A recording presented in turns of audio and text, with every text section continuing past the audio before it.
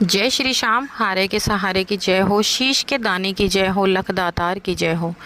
दोस्तों, उम्मीद करती हूँ श्याम बाबा के आशीर्वाद से, श्याम बाबा की कृपा से आप और आपका परिवार कुशल मंगल होगा और श्याम बाबा की कृपा हमेशा अपने भक्तों पर ऐसे ही बनी रहे। बाबा हमेशा अपने भक्तों का ऐसे ही कल्याण करते रहें। दोस्तों, जो भी लोग मेरे वीडियोस को देख रहे हैं, मेरे चैनल से जुड़ रहे हैं, सबसे पहले वो मेरे चैनल को सब्सक्राइब कर बेल आइकन को प्रेस कर दे ताकि आने वाले वीडियो का नोटिफिकेशन सबसे पहले आप तक पहुंच पाए।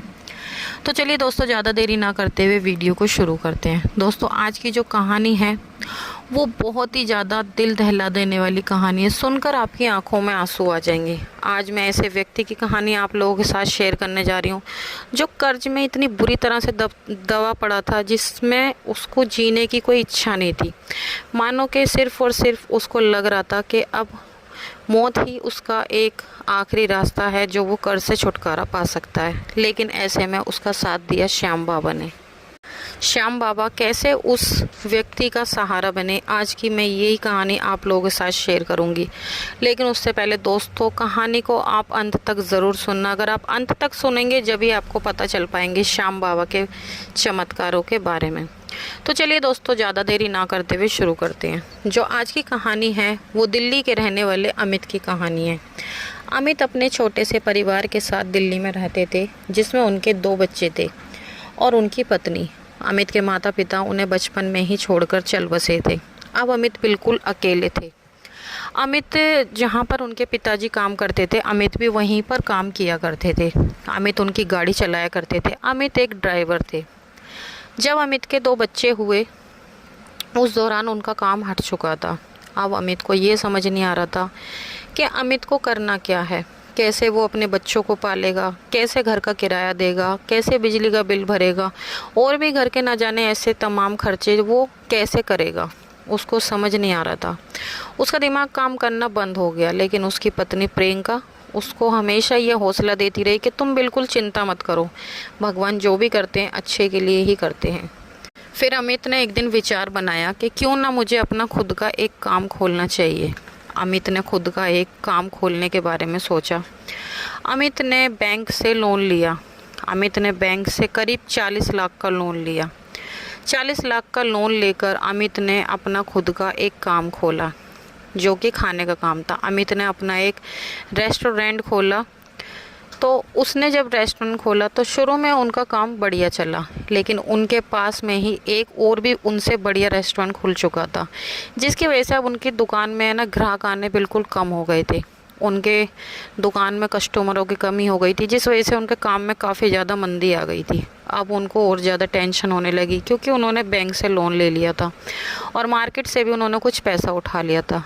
देखते देखते धीरे धीरे अमित का काम पूरी तरह ठप होने लगा। अब अमित को ये नहीं समझ आ रहा था कि अमित आखिर करें तो क्या करें। अमित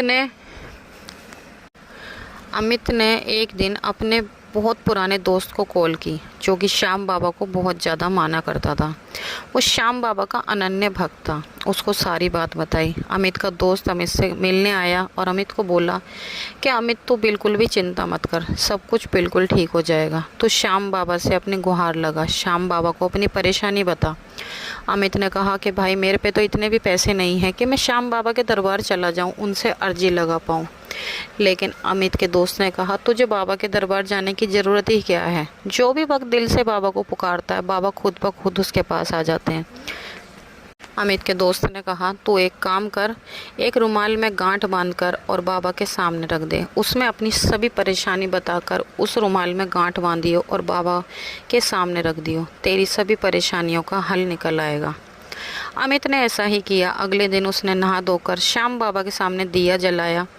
दिया जलाकर उसने उस रुमाल में गांठ बांधते हुए बाबा को अपनी सारी परेशानी बताई। उसने कहा, बाबा, मैं कर्ज में पूरी तरह डूब चुका हूँ। मुझे कुछ समझ नहीं आ रहा मैं क्या करूँ। लेनदारों ने मेरा जीना हराम कर रखा है।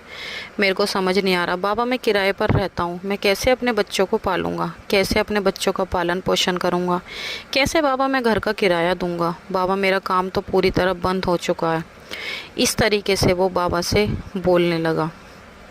और फिर से वापस वो अपने काम में लग गया। उसे एक अजीब सी शांति मिली। अमित बताते हैं कि जब उन्होंने रुमाल में गांठ बांधी तो उन्हें काफ़ी सुकून सा मिला। ऐसा लगा मानो जैसे उनके दिल से सारा बोझ उतर गया हो। अब उनका दिमाग टेंशन में होने की बजाय उनको ये लगने लगा कि मुझे कुछ ना कुछ करना चाहिए जिससे कि मैं अपने काम को बेहतर बना सकूं, इस कर्जे को उतार सकूं, अपने काम को बचा सकूं। इस तरीके से अमित के दिमाग में ख्याल आने लगा। फिर एक दिन क्या हुआ, 2-4 दिन बाद अमित के पास एक आदमी आता है और वो कहता है मुझे तुम्हारा ये रेस्टोरेंट ख़रीदना है, कितने का दोगे ये? तभी अमित ने कहा कि मुझे ये नहीं बेचना। उसने कहा कि मैं तुम्हें मुँह मांगी कीमत दूंगा, मुझे यहाँ पर एक बड़ा होटल खोलना है। अमित को लगा कि शायद ये मेरे श्याम बाबा का ही कोई ना कोई इशारा है, शायद मेरे बाबा ही चाहते हैं कि मैं ऐसा कुछ करूं, इसे बेचूं और कुछ और करूं जिससे कि मेरा कर्जा भी उतर जाएगा। अमित ने उस आदमी को कहा कि मैं तुम्हें कल बताऊंगा। ऐसा कहकर अमित अपने घर आ गए। उन्होंने घर आकर अपनी वाइफ प्रियंका को सारी बात बताई। उनकी वाइफ ने कहा कि हो ना हो ये श्याम बाबा ने ही किसी को भेजा है, शायद ये हमारे कर्ज उतारने के लिए ही बाबा ने बेचा है। तो अमित ने जो वो रेस्टोरेंट खोल रखा था उसकी कीमत करीब करीब 35 से 40 लाख थी। सारा सामान लगा लोगों कर उन्होंने उसकी कीमत 50 लाख रुपए मांगी। अमित ने उस आदमी को बताया कि ये मैं आपको 50 लाख का दूंगा। उस आदमी ने तुरंत हाँ कर दी और अमित ने वो रेस्टोरेंट अपना बेच दिया। उस रेस्टोरेंट को बेचने के बाद अमित ने बैंक का सारा कर्जा उतार दिया, जो कि उन्होंने लोन लिया था उन्होंने सारा कर्जा उतार दिया, और जो भी उन्होंने मार्केट से थोड़ा बहुत पैसा उठाया था वो भी उन्होंने सबका उतार दिया। अब वो सोचने लगे, उनके पास करीब 10 लाख रुपए बचे थे। अब वो सोचने लगे कि मुझे अब कुछ और काम खोलना है। अमित ने फिर चांदनी चौक में एक अपनी छोटी सी दुकान खोली जिसका नाम रखा श्याम रसोई। आज अमित अपनी श्याम रसोई को बहुत ही अच्छे से चला रहे हैं। उनकी वो छोटी सी श्याम रसोई आज बहुत बड़े रेस्टोरेंट में बदल चुकी है। उनका वो काम बहुत अच्छा चल रहा है। आज श्याम बाबा की कृपा से उनके पास सब कुछ है। उनका रेस्टोरेंट बहुत अच्छा चल रहा है। उनके रेस्टोरेंट का खाना लोगों को बहुत पसंद आता है। उन्होंने बाबा के नाम से ही वो रेस्टोरेंट खोला जिसका नाम रखा श्याम रसोई। श्याम रसोई जब से उन्होंने बाबा के नाम से वो रेस्टोरेंट खोला, वो बताते हैं कि उनका वो काम बहुत अच्छा चल रहा है। और आज उन्होंने अपना खुद का वो छोटी सी श्याम रसोई एक बड़े रेस्टोरेंट में बदल दी है, जो कि बहुत ही अच्छे से चल रही है। और अमित का सारा कर्जा भी पूरी तरह उतर चुका है और अमित ने हाल ही में अभी अपना घर भी खरीद लिया है। तो ये था आज की सत्य कहानी जो कि श्याम बाबा ने अमित के साथ चमत्कार किया। दोस्तों, अगर आपको ये कहानी अच्छी लगी हो तो वीडियो को लाइक करें, शेयर करें, कमेंट बॉक्स में जय श्री श्याम लिखना बिल्कुल भी ना भूलें। कल मिलते हैं एक और नई वीडियो के साथ। जब तक के लिए जय श्री श्याम।